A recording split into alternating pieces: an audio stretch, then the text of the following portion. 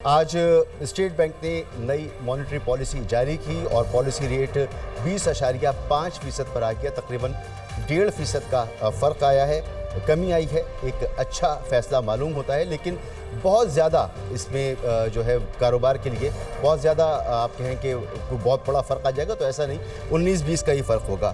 جو خبریں اب آ رہی ہیں بجٹ میں کیا کیا ہونے جا رہا ہے، تو عام آدمی کے لیے تو کوئی اچھی خبریں نہیں ہیں۔ گھی، چینی سمیت بیشتر جو ضرورت کی اشیاء ہیں، آپ کی گروسری کا سامان ہے، سب پر مہنگائی کی توقع کی جا رہی ہے۔ اسی طرح وفاقی بجٹ میں درآمدی موبائل جو ہیں ان پر ٹیکس بڑھانے کی بات کی جا رہی ہے، اور ان پہ ڈیوٹی بھی بڑھائی جائے گی، اور جو ٹیکس PTA آپ دیتے ہیں وہ بھی بڑھا دیا جائے گا۔ اور اسی طرح سے کچھ اعداد و شمار ہمارے سامنے ہیں، سب کو آج ڈسکس کریں گے۔ ہمارے ساتھ ارسلان سومرو صاحب موجود ہیں، ماہر معیشت۔ سر بہت بہت شکریہ ارسلان صاحب آپ کا۔ Thank you. ڈاکٹر خاقان نجیب صاحب ماہر معیشت ہمارے ساتھ موجود ہیں، سر آپ کا بھی بہت بہت شکریہ۔ اور ذیشان مرچنٹ صاحب ہمارے ساتھ موجود ہیں، ماہر ٹیکس امور۔ ذیشان مرچنٹ صاحب آپ کا بھی بہت بہت شکریہ، بڑا لمبا سفر طے کر کے آپ آئیں، مجھے پتہ ہے آپ خاصے تھکے ہوئے، بہرحال بہت شکریہ کہ آپ موجود ہیں۔ ارسلان سومرو صاحب، مانیٹری پالیسی، حکومت کو تو اس کا کچھ فائدہ ہوگا، لیکن کیا ایز آف ڈوئنگ بزنس میں بھی اس کا کوئی کردار ہوگا؟ سب سے پہلے تو یہ حکومت کو خود ہی سب سے زیادہ فائدہ ہوگا، کیونکہ پاکستان میں جو قرضہ ہے، جو ہماری حکومت کا قرضہ ہے یا ایون اوور آل قرضہ ہے، زیادہ پبلک سیکٹر ڈیٹ ہے۔ تو پبلک سیکٹر گورنمنٹ خود ہی بورونگ کرتی ہے اپنے فسکل ڈیفیسٹ بجٹ کے خسارے کو پورا کرنے کے لیے۔ تقریباً 9 ٹریلین کی آپ کی جو ہے نا انٹرسٹ پیمنٹس ہوتی ہیں، تو اس میں اگر 1% آپ ڈومیسٹک ریٹ کو ہی نکال دیں تو ڈومیسٹک ریٹ میں 1% ریڈکشن جو ابھی 1.5% ہوئی ہے، اس سے تقریباً 300-350 ارب کا آپ کا اگلے سال کا خسارہ کم ہوگا۔ امید تو یہی ہے کہ یہ ٹرینڈ جو شروع ہوئی ہے وہ بڑے جلدی ایک نارمل لیول پہ آ جائے، جہاں پہ کاروبار کو آسانی ہو، جو 13 سے 15% ہو سکتا ہے۔ تو یہ تو بہت دور معلوم ہوتا ہے نا۔ جی بالکل، اس میں ایکسپیکٹیشن یہ ہے کہ انفلیشن جو ابھی 11% پہ نظر آئی ہے، اگر یہ واپس 7-8-9% پہ جاتی ہے، جو اگلے 6 مہینے میں تو مشکل ہے، لیکن اس کے بعد جا کے وہ بھی دیکھا جائے گا کہ بجٹ کی انفلیشنری امپیکٹ کیا ہوگا، انٹرنیشنل آئل پرائسز کیا ہوں گی، کرنسی سٹیبل رہتی ہے، تب یہ 6-8 مہینے بعد جا کے اس پوزیشن میں آئے گی جو بزنسز سروائیو کر سکیں گے۔ ورنہ ابھی سے چلے گریجول ایک چینج آئی ہے، اس کو تو ہمیں ویلکم کرنا چاہیے ایک سال۔ جو فیکٹر آپ بتا رہے ہیں اس پہ ہاتھ اٹھا کے دعا کرنی چاہیے کہ انٹرنیشنل مارکیٹ میں آئل پرائسز، کمیونٹی کے پرائسز وہ سب اسٹیبل رہیں، تو ہمارے یہاں کچھ بہتری کی امید۔ اس کے علاوہ ایک اور دعا کرنی چاہیے کہ جو بجٹ ہے اس میں رائٹ پالیسیز ہوں، تاکہ عوام پروٹیکٹڈ رہے اور جو انفیشنسیز ہیں وہ کور ہو جائیں۔ ٹھیک ہے، ڈاکٹر خاقان نجیب صاحب، سر کیا کرنا چاہیے حکومت کو کہ بزنس کمیونٹی کو بھی اطمینان ملے، کیونکہ بزنس کمیونٹی بڑی بے چین نظر آ رہی ہے، اور پھر ایک عام آدمی کو بجٹ کے بعد کچھ ریلیف ملے جس کے آثار بہت کم معلوم ہو رہے ہیں؟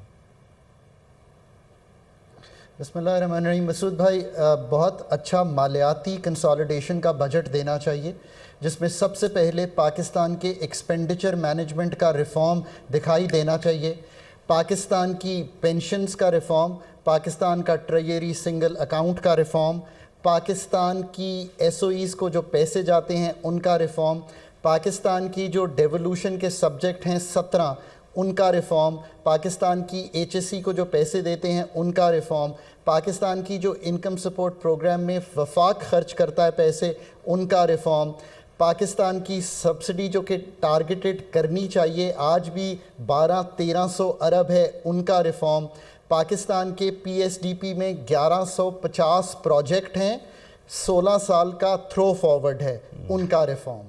آپ یہ سارے ریفارمز دکھا دیجئے، ایکسپینڈیچر کے بڑھنے کی شرح کو توڑ دیجئے، تو آپ کو پاکستان کا ایک کانفیڈنٹ بزنس سیکٹر، ایک کانفیڈنٹ سٹیزن نظر آئے گا، بیکاز وہ دیکھے گا کہ آپ کی کوالٹی آف کیسے روکا جا سکتا ہے، تجویز دیجئے نا۔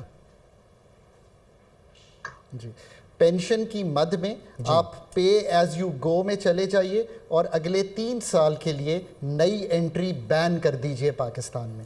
یعنی پہلے تو ریئلائز کریں کہ آپ کا ایج بڑھا دی اس جائے، وقت جو خسارہ ہے، جی نہیں، آپ پے ایز یو گو سے مطلب یہ ہے کہ جو بھی کبھی نیا انٹرنٹ آئے گا اس کا بوجھ پینشن پہ نہیں ہوگا، بلکہ اس کا بوجھ وہ خود دے گا کچھ پیسے، اور آپ ایک فنڈڈ پینشن میں چلے جائیں گے جس کو ہم کہتے ہیں۔ اور آپ نئی جو بوروئنگ ہے، یعنی کہ نئی جو انٹیک ہے، اس کو بین کر دیجئے، آپ کو ضرورت نہیں ہے ابھی۔ آپ گورنمنٹ کی لیننگ شروع کریں، اٹونومس باڈیز، ڈپارٹمنٹس، ڈویژنز، جو HR ہے حکومت کے پاس, جو ریگولیٹری باڈیز ہیں 122, اس کو کاٹنا شروع کریں تاکہ آپ کو ایک لین گورنمنٹ کی طرف بھی موو ہو. سو یہ ایک بہت بڑا ریفارم ہے جس کا ایک پارٹ آپ کو بجٹ میں کلیئرلی دکھائی دے. تو اس میں جب یہ اقدام کریں گے تو گورنمنٹ جاب میں آئے گا کون پھر؟ چارمی ختم ہو جائے گا نا. یہ تو اچھی بات ہے مسعود بھائی, ہم تو چاہتے ہی نہیں ہیں کہ آپ گورنمنٹ جاب میں جائیں, ہم چاہتے ہیں کہ آپ جا کے انوویٹ کریں. ہماری سیاسی ضرورتیں ہیں کہ گورنمنٹ جاب ہوں تاکہ ہم نوکریاں دیں. سو آپ نوکریاں دیں اور گورنمنٹ سے بہت زیادہ دیں. جب یہی پیسے سمجھیں, جب یہی پیسے سرکار بورو نہیں کرے گی اپنا فسکل کا خسارہ لینے کے لیے, جو ابھی 70 سے 80% بورو کر رہی ہے آف دا بینک کریڈٹ, تو یہ پیسہ کہاں جائے گا مسعود صاحب؟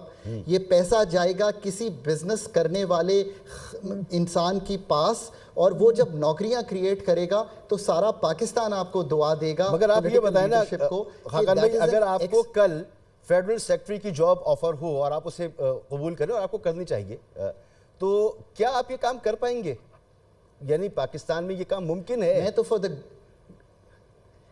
تو for the good of the country ہی کر دوں گا یہ کام. جب 2013 میں ہم فنڈ کے پروگرام میں گئے نا, تو میں نے تب بھی وزیر خزانہ کو بڑی کلیئرلی یہ کہا تھا کہ یہ پروگرام اونرشپ لے کے کریں گے, اور 13 سے 16 مطلب یہ کہ کیا کمپلیٹ پولیٹیکل ول نظر آ رہی ہے جو آپ تجویز دے رہے ہیں, یہ پولیٹیکل ول آپ کو اس میں نظر آ رہی ہے؟